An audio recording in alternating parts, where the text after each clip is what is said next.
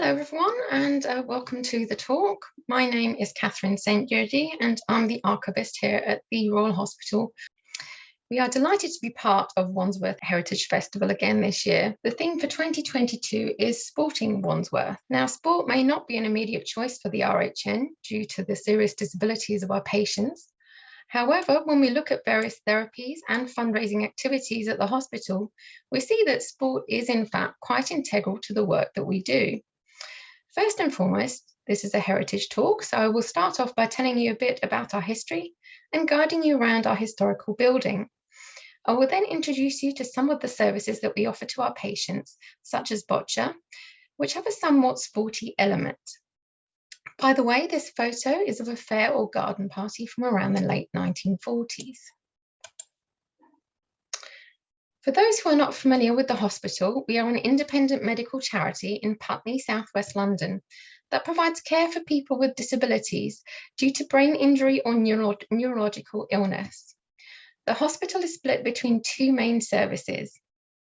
The first is the brain injury unit for people who need complex rehabilitation or for those with prolonged disorders of consciousness. The second is a specialist nursing home for people with physical disability or cognitive behavioural needs. We have capacity of just over 200 beds, and the vast majority of new admissions are short-stay rehabilitation patients in the brain injury unit. But let's start at the very beginning, when the hospital was first established. And here on the right is our founder, Reverend Andrew Reid, looking rather distinguished. As a background, Andrew Reid was a renowned clergyman and philanthropist of the day. He founded his first charity, the London Orphan Asylum, which is the building on the bottom left, in 1813. This was followed by two further orphanages, a hospital for people with learning difficulties, a grammar school, and a savings bank. He was a truly extraordinary man who contributed many years' service to these charities whilst also being a full-time minister to his church. The Royal Hospital for Incurables, which was the original name for this hospital, can be seen on the bottom right. It is a testament to Andrew Reid that all but one of the charities shown here are still in existence, in the case of his earliest charities over 200 years later. The hospital was founded at a time of great medical advancement.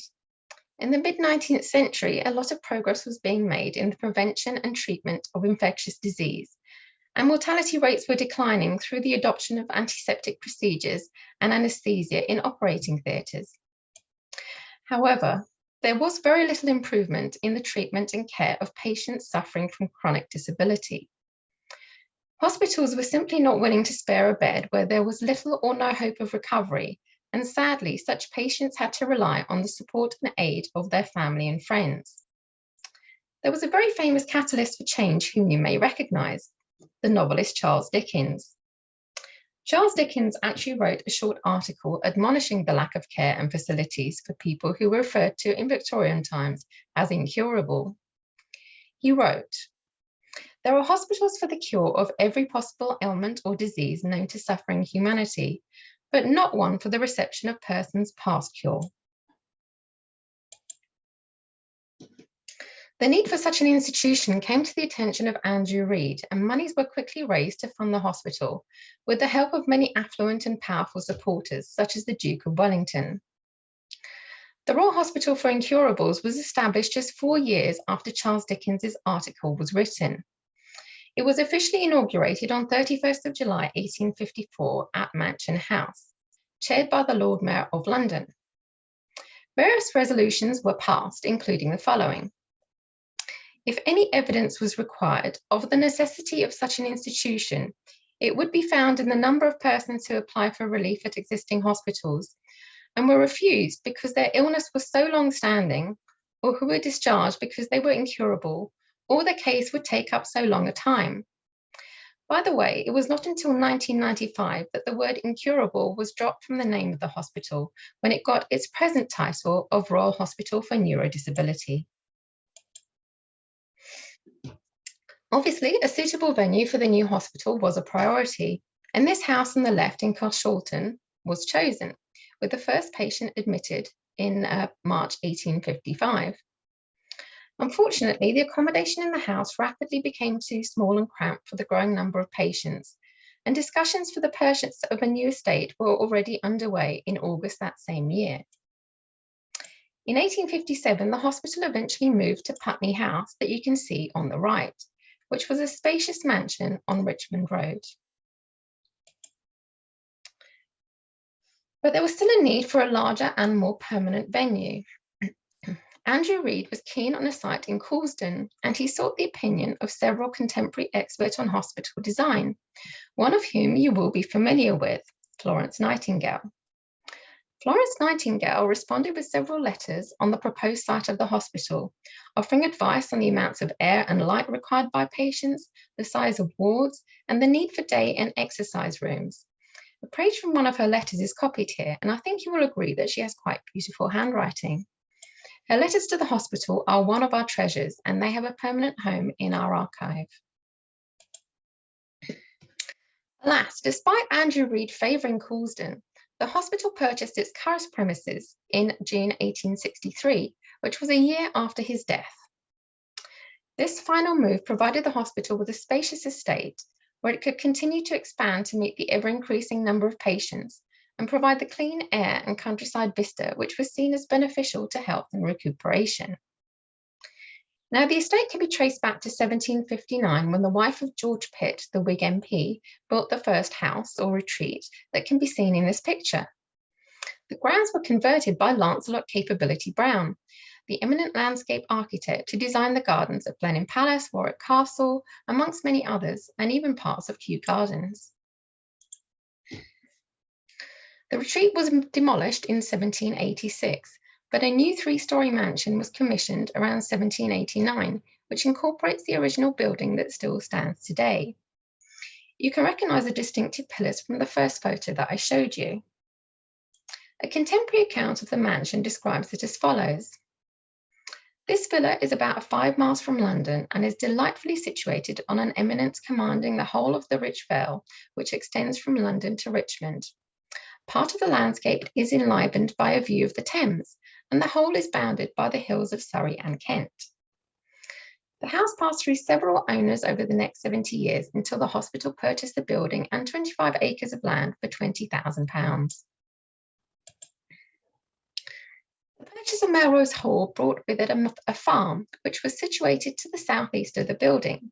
It was kept until 1930 and produced vegetables and kept livestock such as cows, pigs, and poultry for residents. It also had a donkey. This one here is apparently called Jack, and he drove a daily carriage for patients to Putney Heath. Okay, so what are the patients who applied for admission here?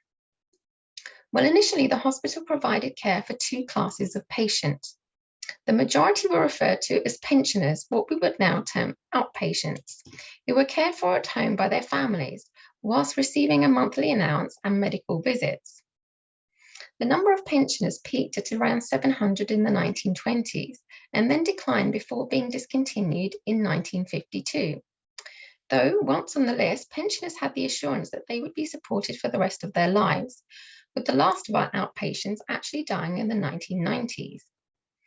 Inpatients were at first referred to as inmates, which suggests that they were confined involuntarily. On the contrary, places, as I shall explain, were hard to obtain. These photos show one of our admission casebooks, which provide a lot of historic information about the people who applied to the hospital, and they are very popular with genealogical researchers. In order to be admitted, patients had the choice of giving payment, which was originally £25 for those of limited means, or £50 for those who were more affluent, or they could go through a process of election. Some patients were rejected because they were minors, if they were under 21 years old, or if they were paupers, who it was assumed were cared for in local workhouses. Patients who were accepted for election were placed on an electoral list, which subscribers would be asked to vote on biannually. Here on the left, you can see an appeal for votes for a potential outpatient. The voting system remained in place until 1950. Similar systems were used by orphanages and other medical charities, but it was rather controversial. One critic wrote, The result of this system is that friends have to incur much expenditure in postage, in printing, in canvassing, and other ways, and that almost necessarily, in consequence, the sufferings of the incurable case is increased. This slide shows the conditions or illnesses of the first 100 applicants to the hospital. The majority, as you can tell, fall into the categories of paralysis, rheumatism, and spinal injury. In the early days, a number of patients were rejected due to their condition not being within the admission criteria. For example, blindness, deafness, and infectious diseases such as tuberculosis and smallpox. However, this criteria was obviously not strictly enforced, as several of these applicants suffering from blindness, for instance, did actually end up being admitted. But what was life like here? Well, despite always being referred to as a hospital, the institution operated more like a nursing home, with inpatients residing here and being taken care of by nurses and orderlies. A doctor would visit weekly and prescribe patients medication, though any medical procedures would be undertaken in a nearby general hospital. Whilst most long-term residents had many personal belongings, they mostly had to share in wards with 4 to 8 beds. Here are some lovely lantern slides of the wards from the late 19th century. An annual report from 1890 describes the hospital as a hive of industry, with female inmates undertaking needlework, embroidery, painting, as well as reading, enjoying the gardens, or conversing with visitors. Male patients undertook carpentry, beadwork, chess, drafts, billiards, reading, and somewhat strangely by today's standards, smoking. I think we can really gain a feel of the homeliness of the hospital from these slides. In 1885, the hospital also purchased a seaside house in St Leonards-on-Sea. Patients took holidays here for 4 or 6 weeks at a time. This house was sold in 1901, but the hospital bought this holiday home in Brighton in 1974, giving patients a change of scene and a breath of sea air. Wherever possible, visits to the town and the seafront were arranged. You may also be wondering what life used to be like for the staff. Well, the nurses' rules from 1911 shown here on the left gives a pretty good impression, with no conversation in the corridors or staircases being allowed, not being absent without any meals without permission, and rooms being perfectly tidy before going on duty. Mrs. Lineker, who served as matron for 21 years, had a stereotypical carry-on type reputation, with even Florence Nightingale referring to her hardness. Prior to the building of the nurses' home in 1932, the accommodation for nurses was also rather harsh, with the secretary describing it as follows. The nurses were then, as they are now, occupying sleeping quarters in the basement of our hospital. The nurses sleep 4 and 6 in a room, which is divided into cubicles by means of curtains. Complaint has been made from time to time that the basement rooms are damp. So how did the hospital gain its royal designation? Well, it was always referred to as a royal hospital, and Andrew Reid was confident at being able to deliver royal patronage, having done so with all his other charities. However, after the death of Prince Albert in 1861, with whom Andrew Reid was acquainted, the institution was left with no connection with the inner circle. Applications were rejected by Queen Victoria's Privy Secretary in both 1857 and 1864, on the basis that the Queen would not want to be associated with an institution where patients were not cured. Finally, in 1903, almost 50 years after its foundation, the hospital was given its official royal patronage. It received its royal charter in 1919, seen here on the right, and a supplementary charter with this impressive seal in 1976. With our royal patronage, we are fortunate to have been supported and visited by some very distinguished people. The late Queen Mother was a very enthusiastic supporter, having been patron of the hospital for over 50 years and visiting us in 1924, 1935, 1957 and 1973. The Queen, who is also a patron, visited us in 1976 and again in 1989. This photo from the 1976 visit, I think, is a particularly charming photo of her.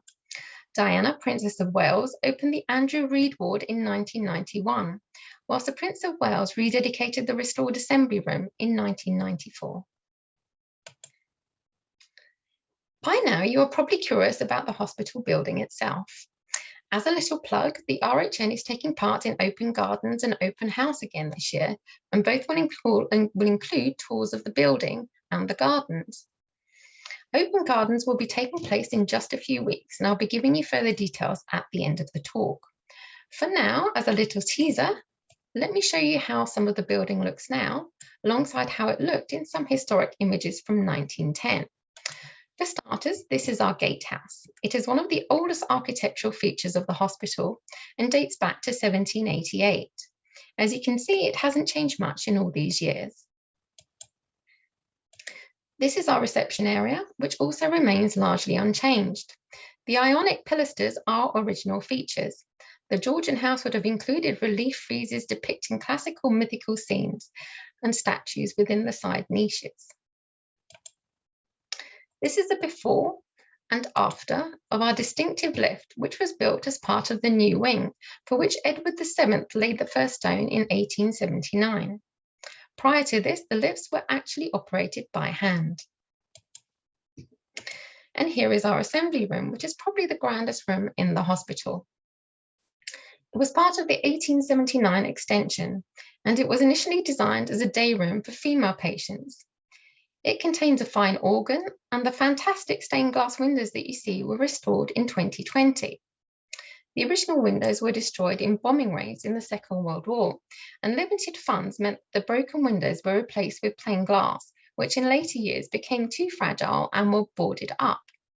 Using this black and white photo, new windows were designed that are in keeping with the originals. They are thought to depict the 4 seasons. And here is a now and then of the veranda of another of our impressive rooms, the Lancey Lowe room. It was also originally a female-only sitting room, and it was added in 1909. The room was built from the proceeds of a donation by Anna Louisa Russell Woolbo Sibthorpe, pictured here, who named it in memory of her first husband, Edward de Lancey Lowe, who had died in 1880. Edward de Lancey Lowe had a distinguished military career in India. Moving on from the Victorian and Edwardian eras, there were no major changes in how the hospital operated until after the Second World War. Both world wars had obviously been draining to the running of the hospital due to the drop in charitable income and the depletion of staff as they volunteered or were conscripted for active duty.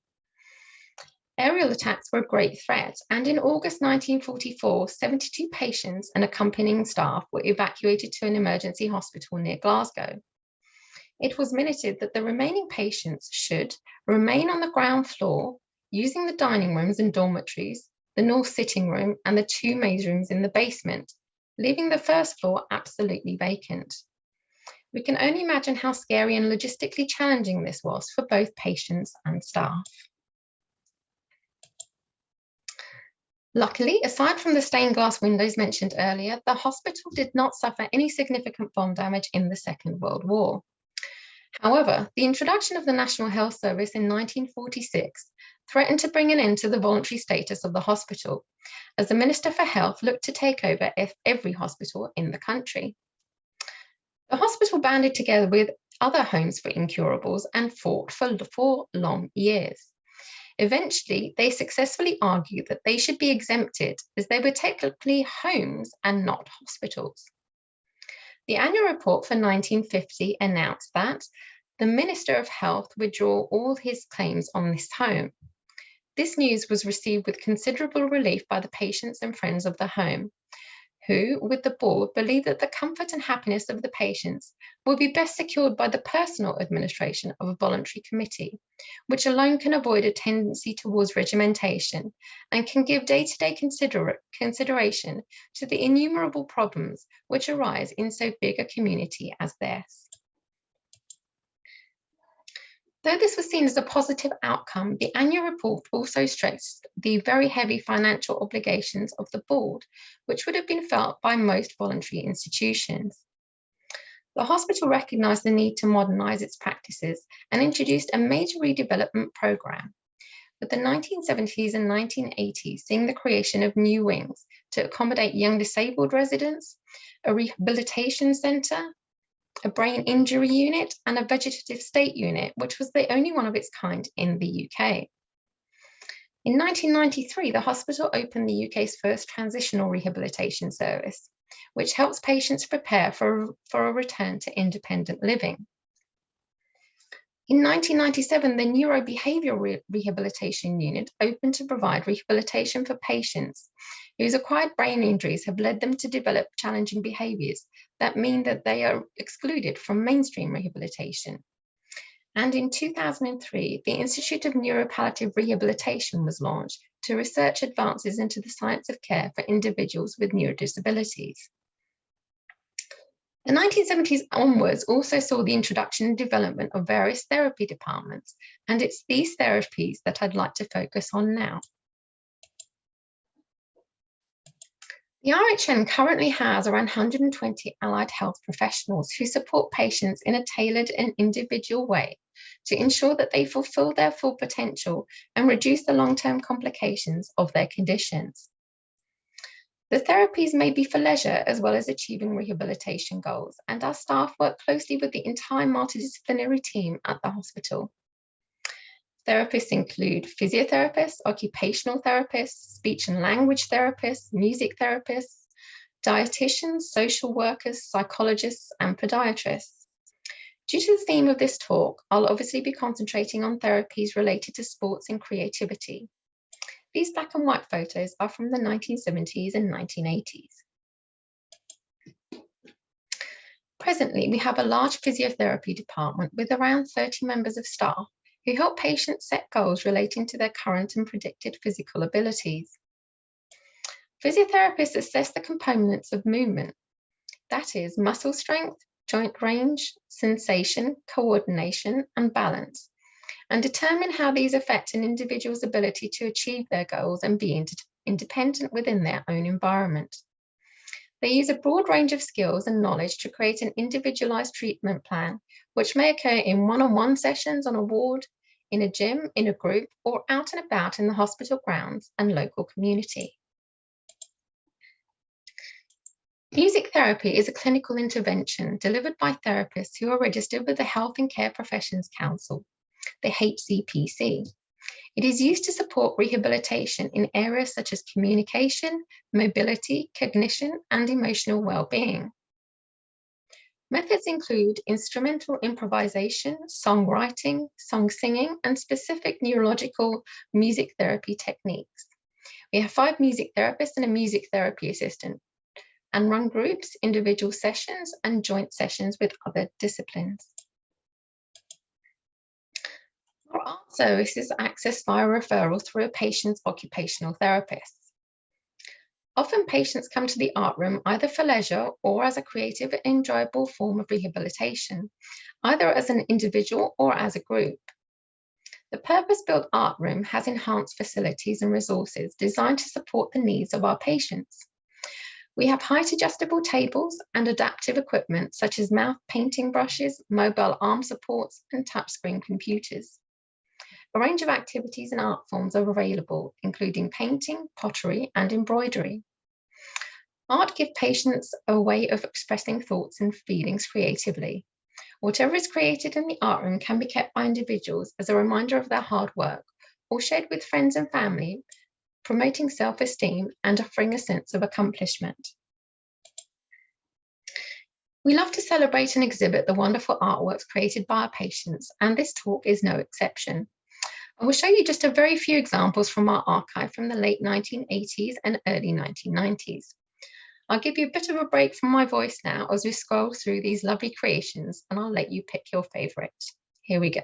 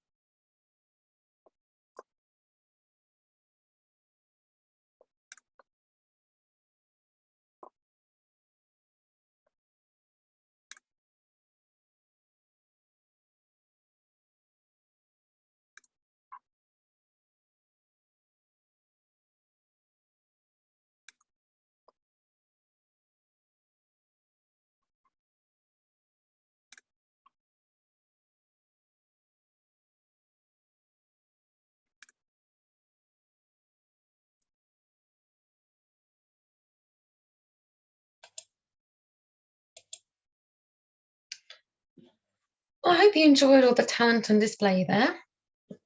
Moving on to hydrotherapy now. Unfortunately, our hydrotherapy pool has been closed since the pandemic as we are waiting for it to be refurbished. Our heated pool was used for both therapy and leisure. Aquatic therapy was a great adjunct for patients to use as part of their rehabilitation and treatment programs, and the Aquability service allowed patients to enjoy being in water for relaxation and fun. Both services were equally important and beneficial to their physical and mental well-being. Let's hope the pool is up and running again soon. As you can see from this photo, it was very much enjoyed by the patients. I'd now like to introduce you to our Leisure and Family Services department. This team coordinates a wide range of activities for our patients, both on the wards and in the hospital grounds. It includes a dedicated group of volunteers, such as Mike quoted here, who bring a wide range of skills and experience and provide companionship and practical support to patients.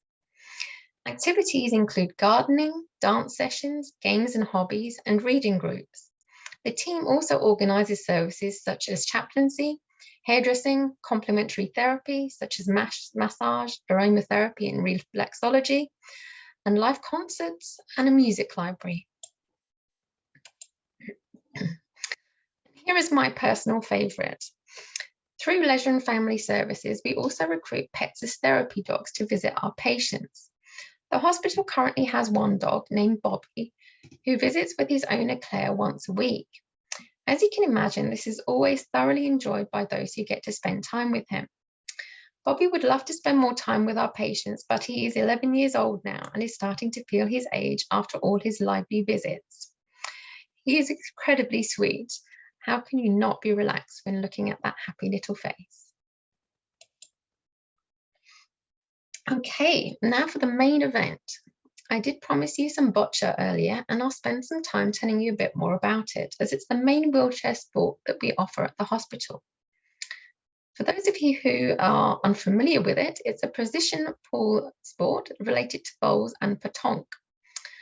The word boccia derives from the Italian word meaning to bowl, and this family of sports is probably the earliest game ever played by man, with carvings of Egyptian figures throwing stones having been recorded as early as 5200 BC. Although originally designed for people with cerebral palsy, it now includes athletes with other severe disabilities. It is played in over 50 countries worldwide and was first introduced in the Paralympics in 1984. Interestingly, it's currently only one of two sports that have no counterpart in the Olympic Games, with the other one being goalball. Here's the game in action in Beijing 2008, and also pictured here with his hoard of medals is David Smith, who is the most successful British boccia player in history. You may remember seeing him carry the GB flag at the Tokyo 2020 closing ceremony. So how does the sport work? To play the game, 6 red balls, 6 blue balls, and a white target ball called a jack are required.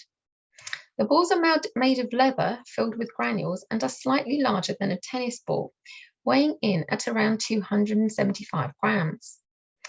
The throwing end is split into 6 throwing boxes that the athletes must stay in during play. The V-shaped line is where the jack must cross for the throw to be valid. The aim is for players to get their set of coloured balls closer to the jack than their opponent. To start, one player throws the jack onto the court and then plays their first ball, followed by their opponent. The player whose ball is not nearest to the jack throws until they get a ball closer or until they run out of balls. A ball can be propelled by rolling, throwing, or kicking. If this is not possible, players can use specialised ramps and assisted devices. It is permitted to hit the jack, your own balls, or your opponent's balls.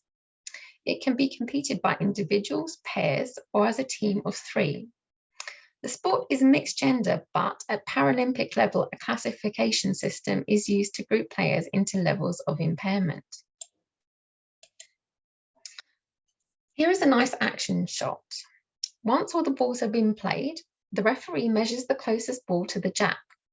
One player receives a point for every ball that they have nearer to the jack than the opponent's closest ball. The number of ends per match depends on the type of game. Individuals and pairs play 4 ends, whilst team matches have 6 ends. If the score is level at the end of a game, then an additional end is played to determine the winner. And now let me introduce you to some of our very own Boccia team. Boccia started at the RHN in 2009. It began with 2 or 3 interested patients, and then more and more people joined up. Some staff members and a few patients attended a course that was set up by Boccia England in order for them to be able to run and referee sessions. The hospital joined the National Boccia League in 2016, and our team is called the RHN Rollers. Patients came up with a name and designed their very own t-shirts. We currently have about 8 players depending on the day, but up to 12 players are allowed. We have a designated red team and blue team with 3 players on each side. Occasionally, we use both sides of the assembly room and have 6 players on each side, but this is not strictly within the rules. The team play each week, though this was obviously not possible during the pandemic. However, we did manage to play in small groups on wards, and sessions are starting back up properly since last September. The team is hoping to join league matches again next year. And here are some of the team in action. Some of the patients can throw or roll the ball, others use their hands or a head pointer to knock it down with.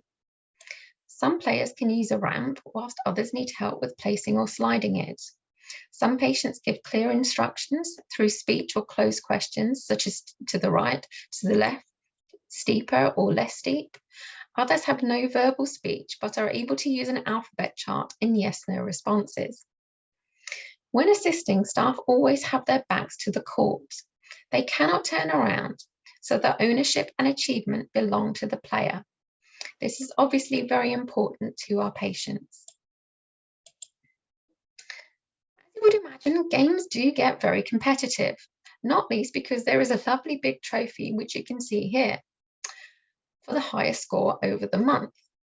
The winning colour then stays on the trophy for the following month. Aside from league matches, there have also been 3 matches between the RHN Rollers and the RHN Executive Team, consisting of our CEO and directors. The staff team play by the same rules as the patients and are assigned disabilities, such as using only one arm or directing without speech. Patients are the ones to assign the disabilities, which they very much enjoy. The current score is 2-1 to the executive team, and the RHN Rollers are very eager for a rematch.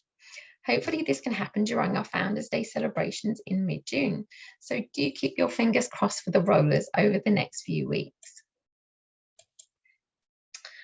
I'll finish on the Boccia with a very inspiring quote from Amanda, our Leisure and Family Services nurse, who has been running the sessions at the RHN for many years. She says, "Individuals who have no movement can be part of sport, competition, and a team. Patients gain team spirit, camaraderie, and social interaction. There is always lots of laughter, teasing, and banter. Outside of the hospital, people are part of a workforce, a club, or a pub quiz. There is not so much opportunity for this in a hospital setting. Being part of a team adds to an individual's identity, and Boccia offers this to our patients." Moving on from therapies and leisure now, another activity that has always been a part of life at the hospital is fundraising. Though the majority of our income in the 19th century was from subscribers and legacies, the institution increasingly turned to appealing for funds. This included events such as garden parties, fetes, bazaars, sales of patients' work, firework displays, readings and concerts, like the one shown in these images. These drawings of a concert and a bazaar are from the 1880s, and the photo of the garden party was taken about 100 years later. The work continues to this day, with the RHN organising a range of activities, including talks, music, skydives and sporting challenges that go towards improving the services that enhance the quality of life for our patients and their families. We have charity places in a number of nationally and internationally recognised events. We've just completed the London to Brighton Challenge, Ride London Essex, and we're preparing for the Kilimanjaro Challenge in July and the London Marathon in October. We also hold regular events such as our summer stroll and Christmas carol concert, which are always very well attended. We've obviously been restricted by COVID recently, but our winter walk in 2020, pictured here, was a big success with 50 people and an excitable dog turning up despite the cold to walk 5 miles through Wimbledon Common. My youngest walker, age 4, took on the route on his bike and did not stop the whole way. And another young supporter was our first ever fundraiser to not walk but run the entire route. After finishing, the group returned to the RHN where everyone was treated to a hot lunch and awarded their certificates and gold badge for completing the walk. And hopefully the dog received a treat too. Collectively, the winter walkers raised over £4,100 that year. We also have some very heartening stories of our patients themselves getting involved in fundraising activities. One such case is the Corridor Challenge, which also took place in 2020. In June that year, 4 patients, Bernadette, David, Graham, and Nicole, took on the challenge of walking down the hospital's 100-metre-long corridor in the hope of raising funds for the RHN. The 4 challengers took on the walk one after another with the support of the physiotherapy team, who followed closely behind the walkers with a wheelchair as a safety precaution. All 4 patients completed the challenge successfully and managed to raise over £5,600. This feat was all the more remarkable considering that none of these patients had been able to walk 3 months previously and had initially required 2 assistants as well as hoists to be able to move. Bernadette, the creator of the Corridor Challenge, said, "Thanks to the ongoing care and support that I am receiving, I've made huge progress and can now walk a few steps with an aid. I'm so grateful to everyone at RHN for improving my quality of life and helping me to gain back more independence. I wanted to do this challenge to give something back and help to raise some money for this fantastic hospital." And Luke, one of our physiotherapists, stated, "The Corridor Challenge brought everyone together, something really needed in these difficult times. And I know all the patients were taken back by the support they have received. I'm so proud to work as part of such an amazing multidisciplinary team whose dedication, care, and hard work allows people to achieve their full potential and get back to their lives." Well, this seems like a very appropriate point to draw my talk to a close. I do hope that it's given you some insight into just a few of the therapeutic and leisure activities that our patients can participate in, which not only improve quality of life, but also provide meaningful hobbies to share with friends and family. They can assist with rehabilitation and relaxation, as well as boost confidence and a sense of identity. Some of the activities undertaken by both staff and patients can even have life-changing benefits by helping to raise funds for vital equipment and services. Do feel free to send me an email and please give the RHN Archive Service Twitter account a follow if you can. Earlier in the talk, I promised you further details of Open Gardens, and here is the link. We will be open on Sunday, 12th of June from 10:30 till 4. Maybe I'll see you then.